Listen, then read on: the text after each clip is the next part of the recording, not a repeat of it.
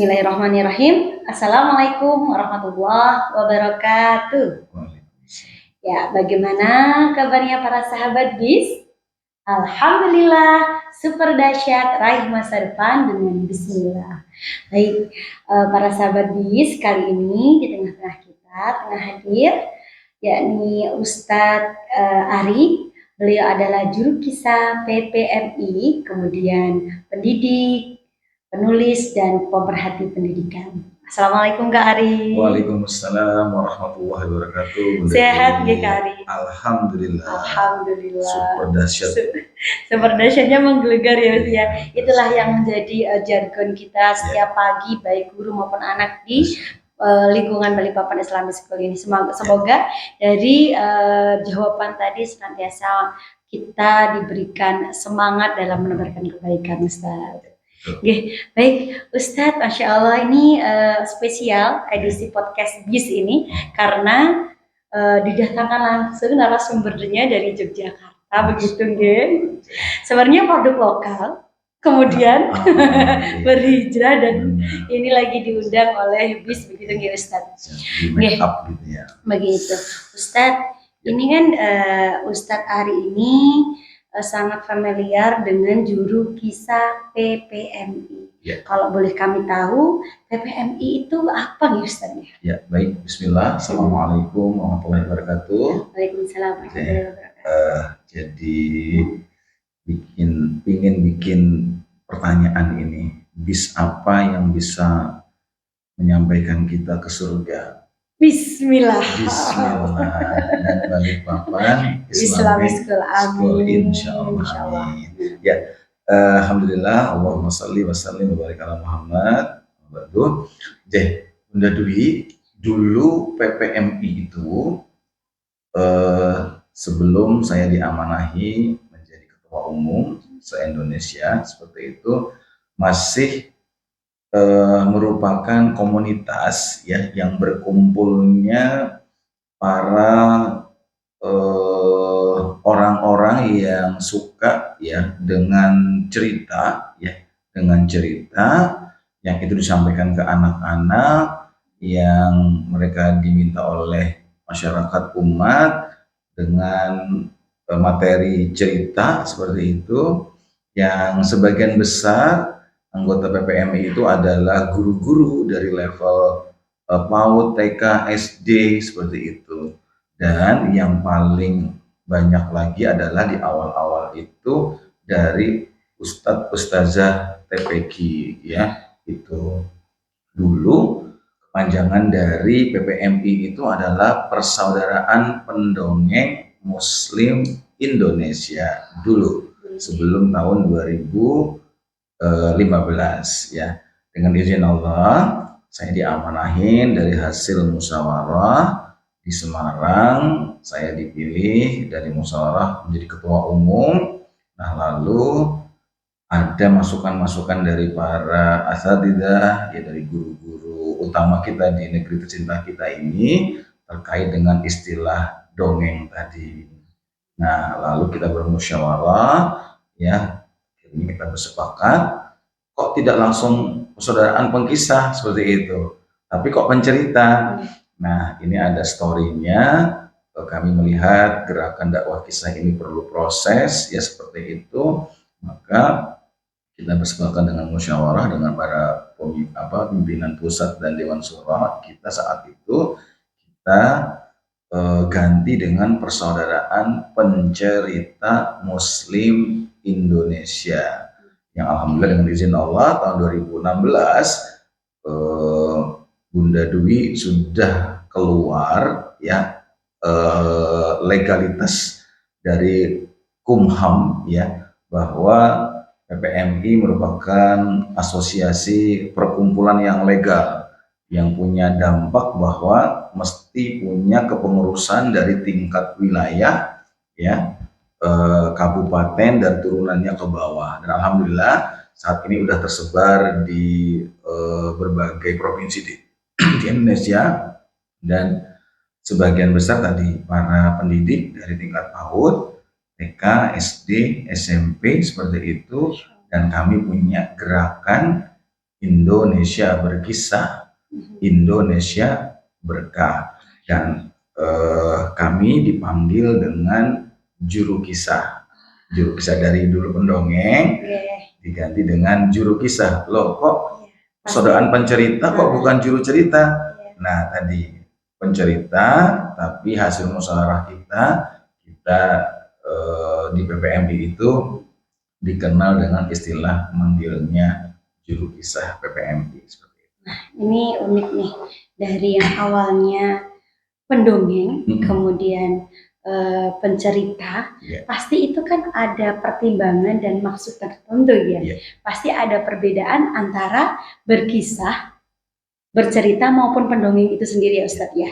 Nah, kalau boleh tahu sebenarnya sampai ada asosiasi dan bersepakat untuk menjadi juru kisah atau dengan sebutan pengkisah, itu kan pasti ada maksud dan tujuannya. Kemudian perbedaan antara dongeng dan kisah sendiri itu apa nih Ustaz? Nah, betul sekali. Ini juga menjadi perhatian kami di PPMI, Bunda Dwi, bahwa istilah dongeng ini ternyata sudah sangat melekat ya, mendarah daging, daging di telinga di masyarakat kita.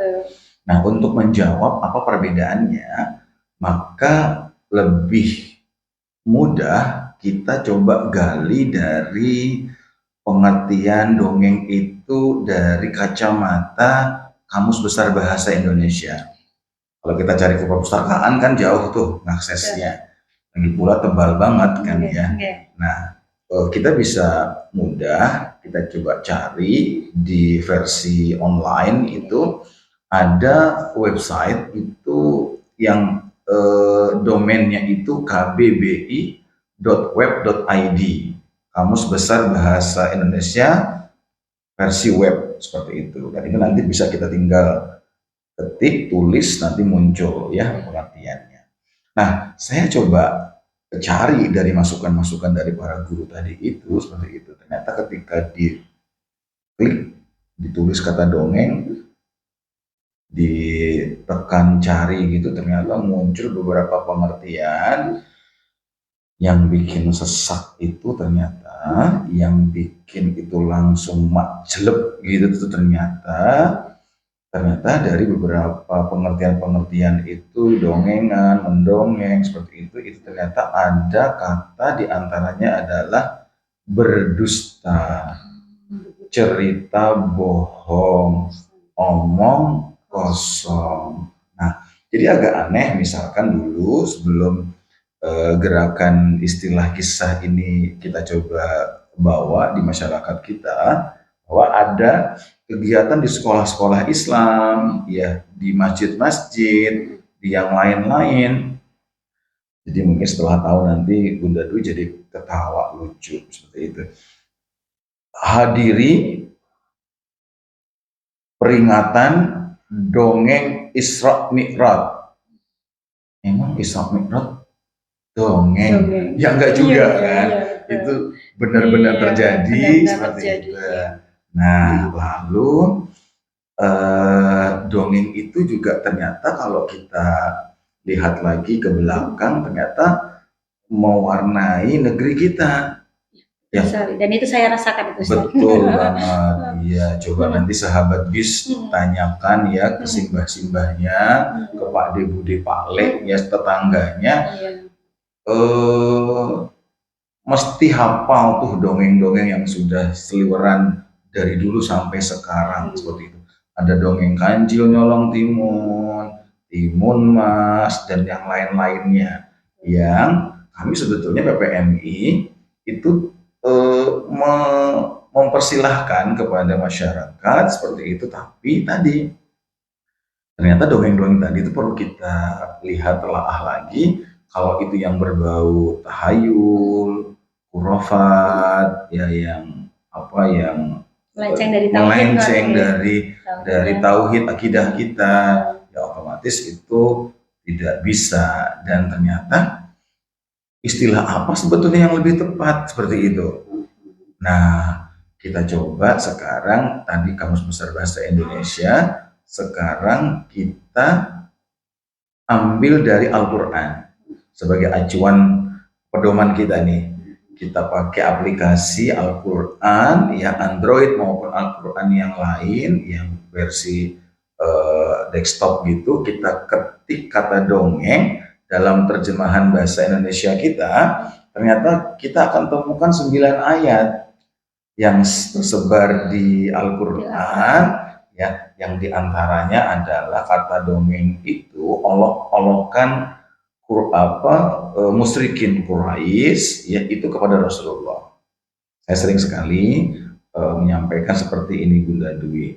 Ketika Rasulullah sedang menyampaikan Islam dengan isinya kisah dari Al-Quran itu, lalu orang-orang itu didokumentasikan oleh Allah dalam Al-Quran, jangan kau ikuti Muhammad.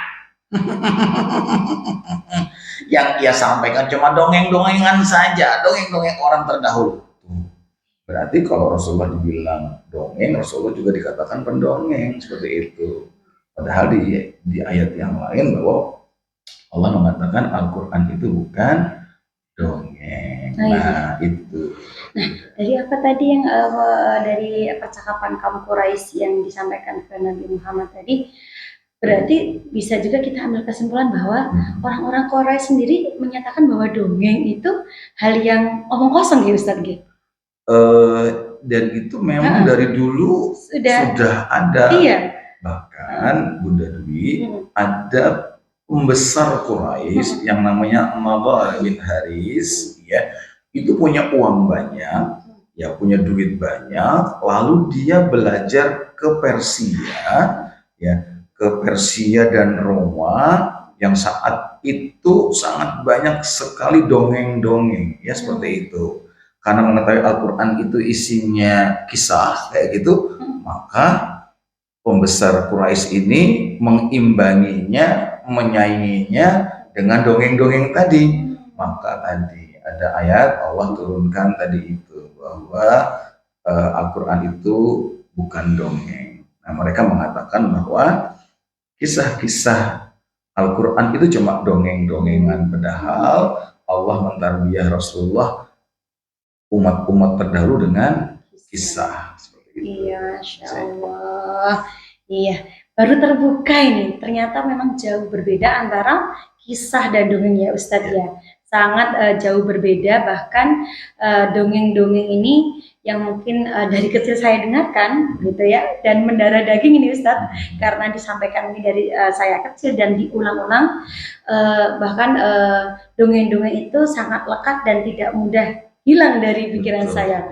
Dan sekarang berpikir kalau hal kisah ini kita berikan kepada anak didik, anak-anak usia dini ya, insya Allah juga akan mengakar daging dan menjadi habit dan akhlak dari anak-anak itu sendiri begitu ya Ustadz. Nah Ustadz, kisah ini kan Masya Allah ya, semuanya kita teladani dari Al-Quran, dari nabi-nabi kita, kemudian dari kisah-kisah para sahabat maupun para terdahulu, nabi-nabi terdahulu. Nah, apa sih efeknya Ustadz?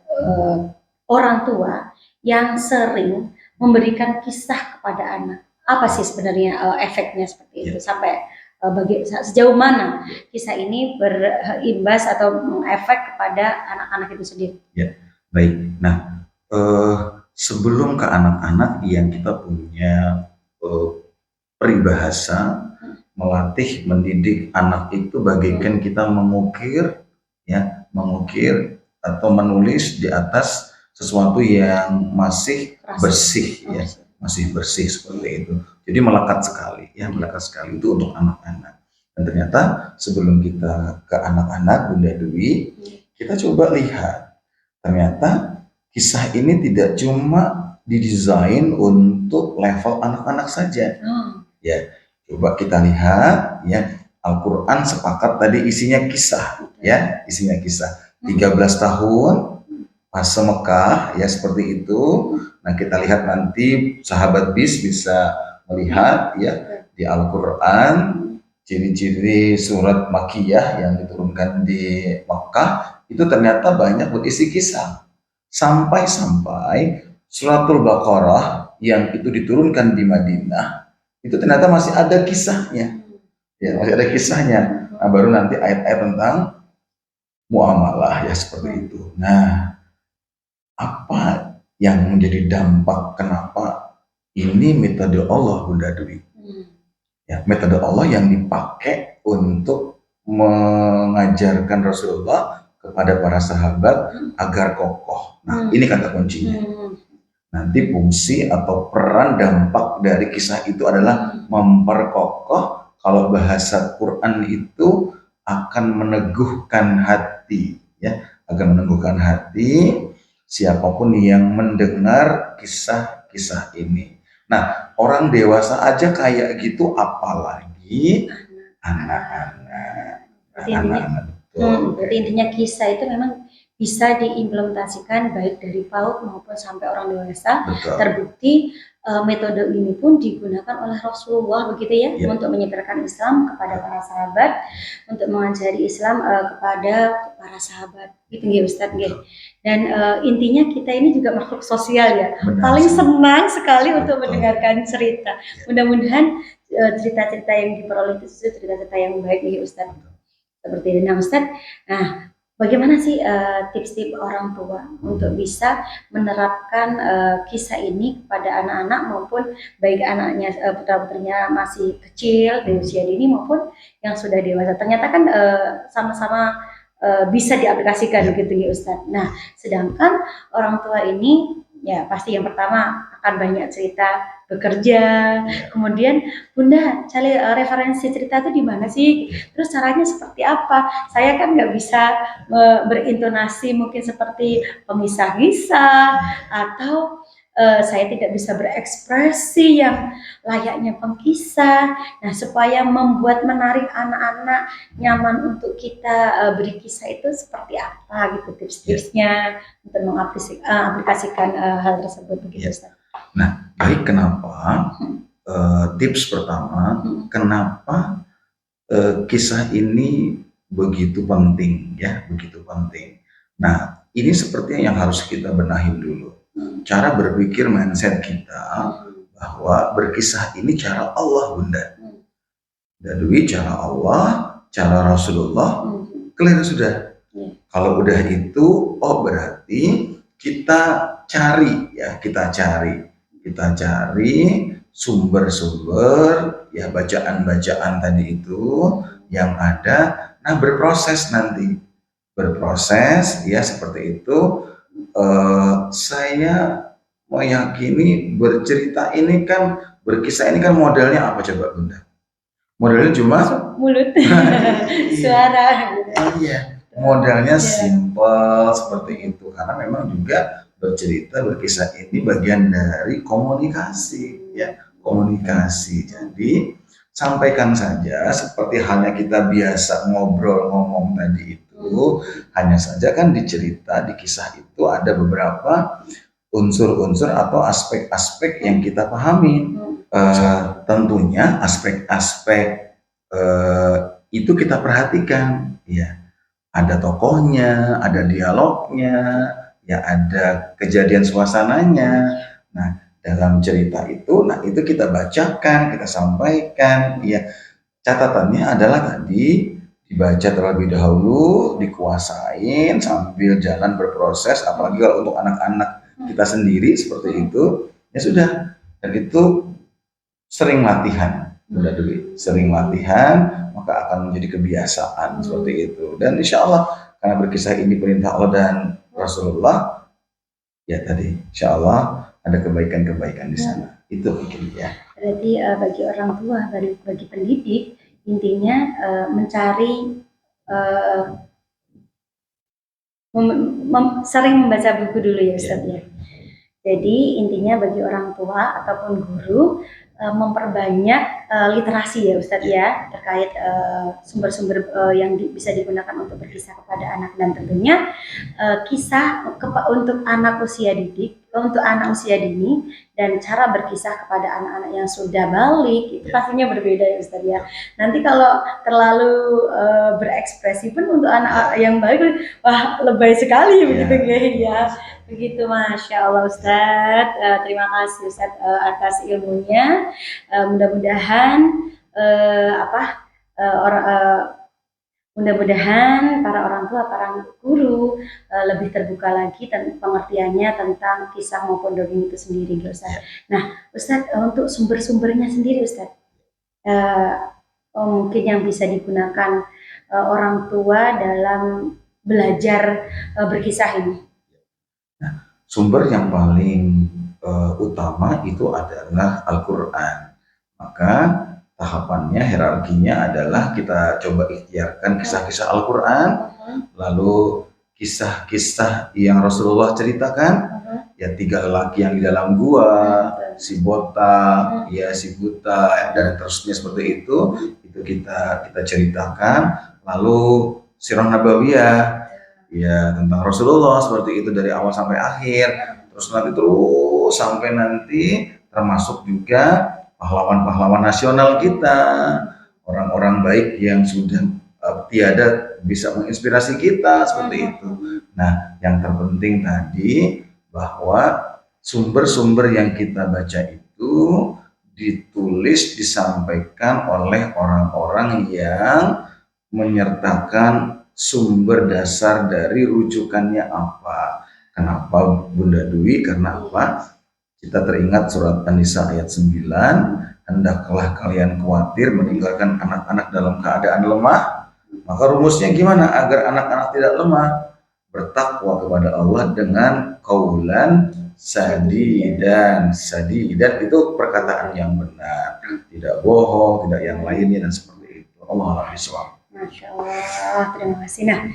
Nah, tadi itu kan Ustadz termasuk pendidik, kemudian penulis juga ya. Nah, ini ada karya Ustadz beberapa buku ya. Nah, ini kami selaku pendidik BIS ini sangat terbantu loh Ustadz dengan adanya buku karya dari Ustadz, karena di situ sudah ada istilahnya pembagian warna yang mana disampaikan dengan gerakan, kemudian yang mana disampaikan dengan intonasi. Nah, itu memudahkan kami juga untuk mengimplementasikan berkisah ini kepada anak-anak usia dini seperti itu. Ya, baik Ustadz, terima kasih banyak atas waktunya. Mudah-mudahan ilmu percakapan kita, dialog kita yang sebentar ini mendapatkan ilmu yang berkah ya Ustaz. Karena keberkahan itu tidak ternilai akan nominalnya seperti itu dan waktunya.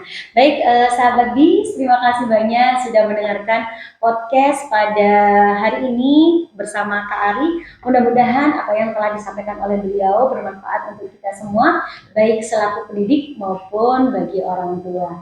Saya pribadi, Bunda Dwi Rahmawati, mengucapkan terima kasih banyak dan mohon maaf lahir dan batin. Wassalamualaikum warahmatullahi wabarakatuh. Waalaikumsalam. Ya, terima kasih. Sama-sama.